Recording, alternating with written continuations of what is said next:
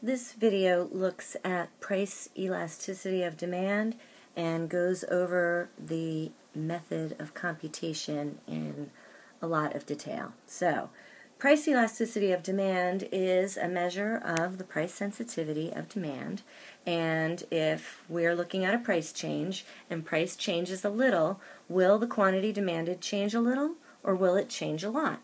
It depends on the relative price elasticity, and that can be measured in a numerical way and reveal to us whether Q is changing more than P.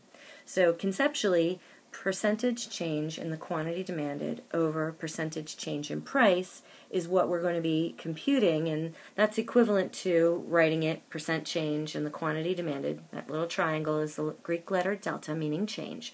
So percent change in the quantity demanded over the percent change in price. How can we do this numerically? So what we're really thinking about is the difference over the average for the quantity, all of that over the difference over the average for the price. So Q2 minus Q1 is the difference in the Qs over the average Qs. Q2 plus Q1, that quantity added together, divided by 2. All of that over, doing the same thing then with price, P2 minus P1, over the average price, P2 plus P1, quantity divided by 2. And so all of that gets put into absolute value terms. And the little extra arrows that you see there, it's the difference over the average over the difference over the average. And we put it in absolute value terms because the answer is always negative because of the law of demand. And so then it becomes sort of a trivial thing to always have a negative, so it's just easier to work in absolute value terms. So let's look at a numerical example. So we have prices and quantities of stuffed animals, and let's look at what the price elasticity of demand is between points C and E. So at point C on a demand curve, the price would be 15 and the quantity would be 70. And point E is further along the demand curve. The price is, or it's further up. The price is higher at 25 and the quantity therefore is lower at 50. So let's plug those values in. 70 minus 50 over 70 plus 50 divided by 2. So the difference in the two prices, quantities over the average of the two quantities, and then we plug in the relative prices, 15 minus 25 over 15 plus 25 divided by 2. And I just want to point this out that this method of computation is actually known as an arc elasticity of demand, and we would get the same result if we did 50 minus 70 and reversed all of it and then did 25 minus 15. Computationally, you would get the same answer, and if you don't believe me, I encourage you to prove it to yourself. So we'll put all of that into absolute value terms, and then we start to simplify the fraction.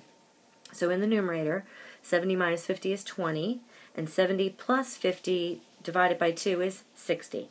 And then in the denominator, 15 minus 25 is a negative 10, and 15 plus 25 divided by 2 is 20. So we have 20 over 60 divided by a negative 10 over 20. And put all that in absolute value terms so that we simplify further. We have 1/3 over a negative 1/2.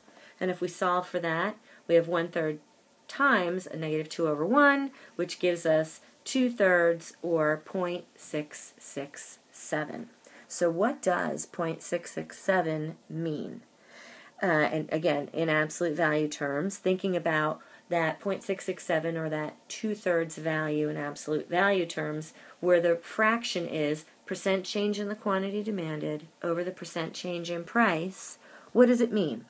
Well, the range of values for price elasticity of demand are between 0 to 1 and then 1 to infinity, right? All in the absolute value. If we have values that are less than 1, then that fraction or that ratio, percent change in the quantity demanded over the percent change in price, if we have a value that's less than 1, then the numerator, the percent change in the quantity demanded, has to be less than the percent change in the price for the fraction to be less than 1, like 2 over 3, or 0.6667 over 1,000. And if the value is greater than 1, then for that fraction, the percent change in the quantity demanded would have to be greater than the percent change in the price. So what I'd like you to do is to get some practice performing the calculations. So you've got a demand graph for some soda, and I'd like you to do 2 calculations. The price elasticity of demand going from point A to point B, and I'd like you to do it again going from point D to point E. Bring it to class next time we meet, and we'll discuss it.